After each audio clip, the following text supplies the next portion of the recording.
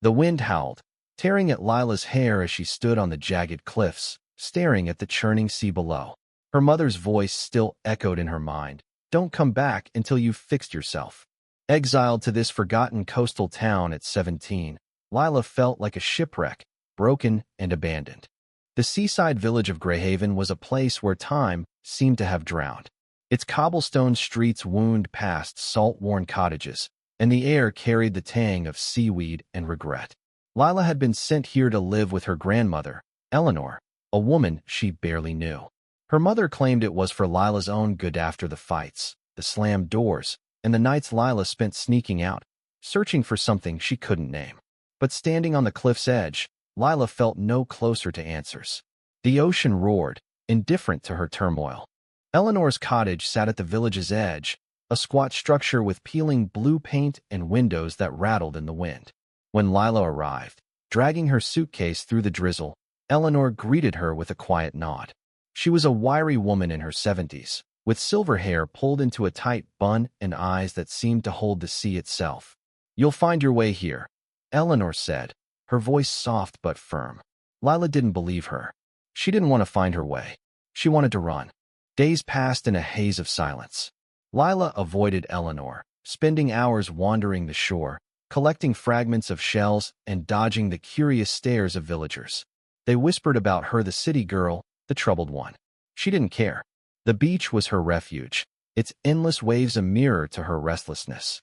One evening, as the sun bled orange into the horizon, Eleanor appeared beside her, her shawl fluttering like a sail. Without a word, she pressed a seashell into Lila's hand. It was smooth, pearlescent, and heavier than it looked. "Look inside," Eleanor said, her voice barely audible over the waves.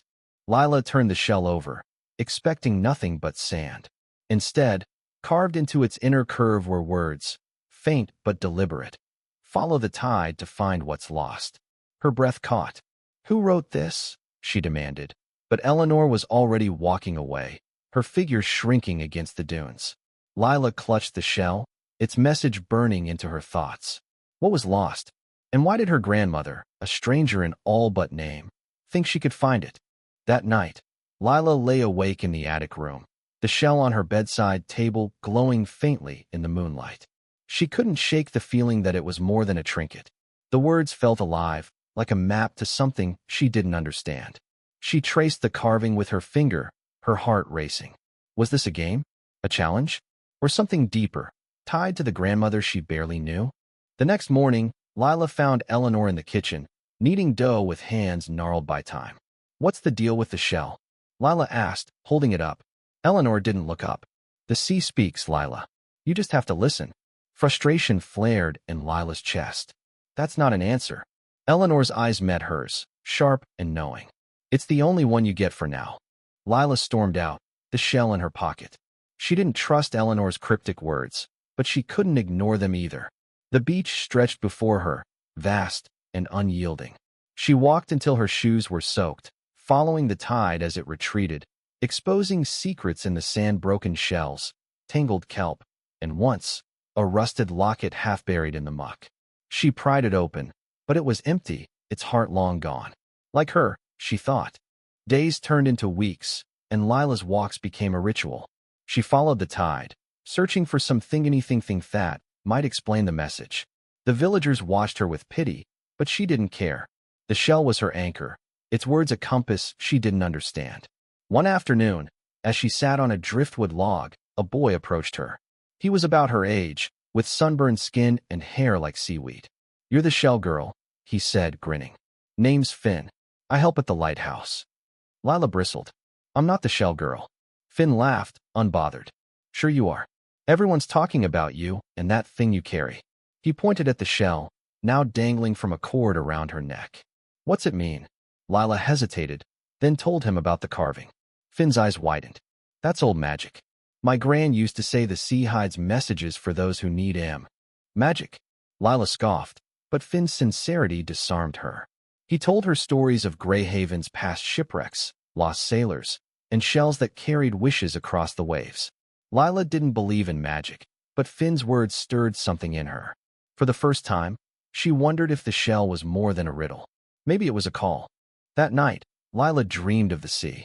She was underwater, weightless, surrounded by whispers. The shell glowed in her hand, its message pulsing like a heartbeat. When she woke, her cheeks were wet with tears. She didn't remember crying.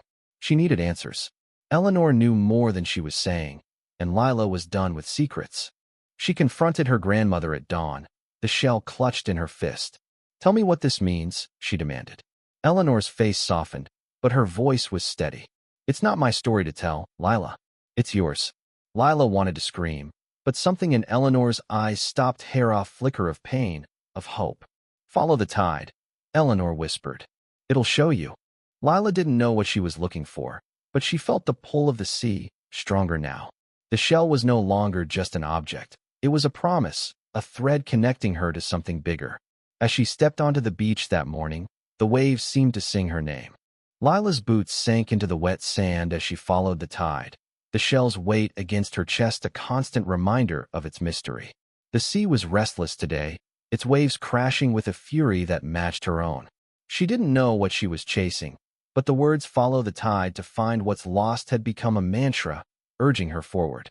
Finn joined her most days now, his chatter a welcome distraction from the questions gnawing at her. He knew the shore like a map, pointing out hidden coves and tidal pools where starfish clung to rocks like stubborn dreams. "The sea's got stories," he said one afternoon, tossing a pebble into the surf. "You just gotta know where to look." Lila wanted to believe him, but doubt clung to her like damp salt. What if the shell was nothing? What if she was chasing a ghost? One evening, as the sky burned crimson, Finn led her to a cave tucked beneath the cliffs. The tide was low, exposing its jagged mouth. "This place is special," he said, his voice low. "Old folks say it's where the sea keeps its secrets." Lila hesitated, the shell warm in her hand. She followed him inside, the air cool and heavy with the scent of brine. Her flashlight caught glints of quartz in the walls, sparkling like stars. At the cave's deepest point, she found a pile of shells, each etched with faded words. Her heart raced. "Finn, look at this." They knelt, sifting through the shells. Some had names, others phrases "come home," "forgive me," "you are enough." Lila's throat tightened. "Who did this?" she whispered. Finn shook his head. "No one knows. They've been here forever." Lila clutched her own shell, its message suddenly heavier. Was it part of this strange collection? And why had Eleanor given it to her? The next day, Lila's search took a darker turn. She found a journal in Eleanor's attic, its leather cover cracked with age. Inside were sketches of shells, each paired with a name and a date. One page stopped her cold, her mother's name, Clara, beside a sketch of a shell just like hers. The date was from 20 years ago, when Clara was Lila's age. Lila's hands shook as she read the note beneath. She left. The sea couldn't keep her. The words hit like a wave. Her mother had been here, had held a shell like hers, and had run from it. Why? Lila confronted Eleanor that night, the journal open on the kitchen table. "What happened with Mom?" she demanded. Eleanor's face crumpled, her hands stilling on the teapot. "She was like you," Eleanor said softly. "Lost, angry. I gave her a shell, hoping it would help her find herself. But she didn't want to listen." Lila's chest ached. "And you think I will?" Eleanor's eyes met hers, unflinching. "I think you're braver than you know." The twist came the next morning, when Finn arrived at the cottage with a stranger, a woman in her 50s, with weathered skin and eyes like the sea after a storm. "This is Mara," Finn said. "She knows about the shells." Mara's gaze settled on Lila's shell, and she nodded, as if recognizing an old friend. "I carved some of those," Mara said, her voice rough but kind. "Years ago, when I was running from my own ghosts." Lila stared, stunned. The shells weren't just relics, they were messages, crafted by someone like her, someone who'd been broken and kept going. Mara's story poured out over tea. She'd grown up in Greyhaven, lost her brother to a shipwreck, and carved shells to cope, leaving them in the cave for others to find. "The sea carries pain," she said, "but it also carries hope. Those shells are for people who need both." Lila's mind reeled. Her shell wasn't just Eleanor's gift, it was part of a chain, a legacy of loss and healing. But what was she supposed to find? Mara's presence shifted something in Lila. She began to see the shell not as a puzzle, but as a Brigetto, her grandmother, her mother, and maybe herself. She and Finn returned to the cave, searching for more clues. They found a shell with Lila's name, carved in Eleanor's precise hand. The message inside read, "You are enough." Lila's eyes burned. She didn't feel enough, not after the fights, the failures, the years of feeling like a mistake. But the words, etched by her grandmother, felt like a lifeline. Lila began to talk to Eleanor, really talk. She learned about her grandmother's own loss, a husband taken by the sea, a daughter who fled its call. The shell had been Eleanor's way of reaching out, a quiet plea for connection. Lila didn't have all the answers, but she felt the tide turning inside her, pulling her towards something new. The sea was a mirror of Lila's heart, turbulent, unpredictable, but starting to settle. She carried the shell with her name everywhere now, its message, "You are enough," a quiet pulse against her doubts. She wasn't fixed, not yet, but she was beginning to believe she could be. Her days with Finn grew longer, their walks a tapestry of stories and silences. He showed her how to read the tides, how to spot the subtle shifts in the sea's mood. "It's like you," he said once, grinning. "All storm one minute, calm the next." Lila laughed, a sound that surprised her. She hadn't laughed in months. Finn was becoming more than a friend, was a tether, keeping her from drifting too far into her own head. Mara became a regular presence, too. She'd join them on the beach, her hands always busy with a knife and a shell, carving new messages for the cave. Lila watched her work, fascinated by the care she put into each word. "Why do you do it?" Lila asked one day, as Mara etched "forgive yourself" into a scallop shell. Mara's eyes softened. "Because I needed someone to tell me that once. Now I tell others." Lila wondered if she'd ever have the strength to leave something behind for someone else. The twist came on a foggy morning, when Lila found a letter tucked inside Eleanor's journal. It was addressed to her, in her mother's handwriting. "Lila, I'm sorry. I wasn't ready to face myself, so I sent you to do it for me." The words stung, but they also unlocked something. Clara hadn't abandoned her out of anger. She'd been lost, too. The shell, the village, Eleanor, it was all part of her mother's unfinished story. Lila felt a surge of anger, then pity. She wasn't her mother. She wouldn't run. She showed the letter to Eleanor, expecting tears or excuses. Instead, Eleanor smiled, a sad, proud curve of her lips. "You're stronger than both of us," she said.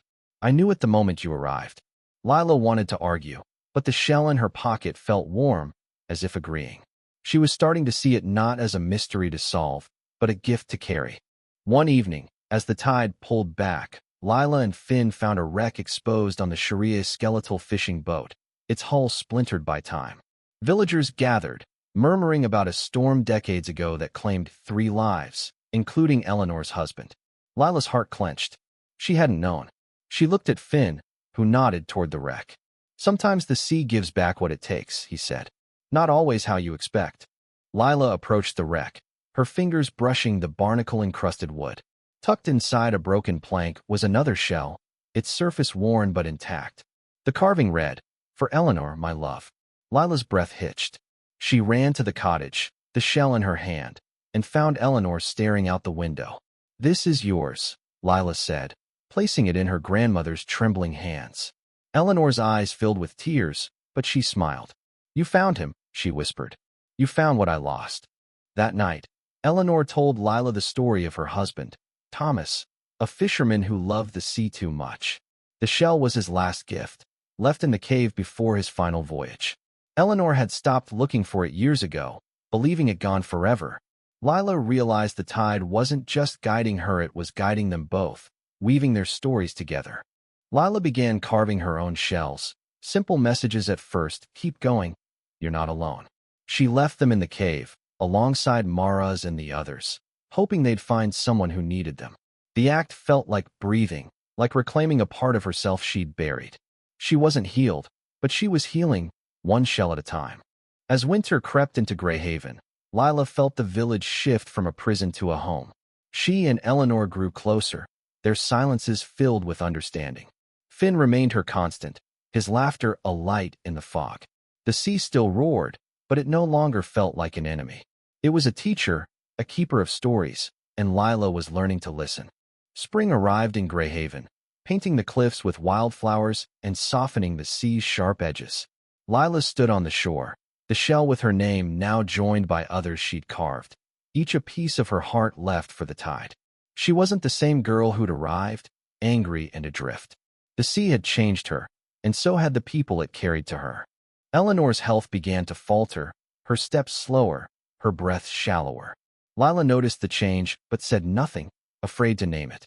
Instead, she spent more time at the cottage, helping with chores and listening to Eleanor's stories, tales of her youth, her love for Thomas, and the daughter she'd lost to her own fears. Lila saw herself in those stories, but she also saw a path forward. She wouldn't let fear win. Finn remained her anchor, his presence steady as the lighthouse beam. One day, as they walked the shore, he handed her a shell of his own. "Carved it for you," he said, blushing. Inside was a single word, "Stay." Lila's heart fluttered. She wasn't ready to promise anything, but the word felt like a gift, a mirror to her own growing desire to belong. The final twist came when Mara revealed a secret. She wasn't just a carver of shells, she was Eleanor's sister-in-law, Thomas's younger sibling. She'd stayed in Greyhaven after the shipwreck, carrying her grief in the shells she left behind. "Eleanor didn't tell you because she thought it would hurt more," Mara said. "But you've brought us back together." Lila's mind spun. The shells weren't just messages, they were a family, scattered but connected by the sea. Lila organized a gathering at the cave, inviting the villagers to add their own shells. It became a ritual, a way to honor loss and hope. Eleanor attended, leaning on Lila's arm, her eyes bright despite her frailty. The cave glowed with candlelight, each shell a story, a wish, a prayer. Lila placed her latest shell on the pile, its message simple: "I am enough." She meant it this time. As summer approached, Lila faced a choice. Her mother called, her voice softer now, asking her to come home. Lila stood on the cliff, the shell in her hand, the sea stretching before her. She could go back, slip into her old life, but it didn't fit anymore. Greyhaven had claimed her, not as a prison, but as a place to grow. She wrote to her mother, not with anger, but with clarity: "I'm staying. I'm finding myself here." Eleanor passed in the fall, quietly, as the tide ebbed. Lila found her in the rocking chair, a shell in her lap, its message reading: "Thank you, Lila." The grief was heavy, but it didn't break her. She buried Eleanor near the sea, with Thomas's shell beside her. Mara and Finn stood with her, their presence a reminder that she wasn't alone. Lila took over the cottage, painting it blue to honor Eleanor. She kept carving shells, leaving them in the cave for others to find. The villagers stopped whispering about her. She was one of them now, the girl who listened to the sea. Finn stayed close, their bond deepening, a promise of something more. One evening, as the sun dipped low, Lila stood on the shore, the tide lapping at her feet. She held the original shell, its message: "Follow the tide to find what's lost now clear." She'd found what was lost: herself, her family, her home. The sea had guided her, not to an end, but to a beginning.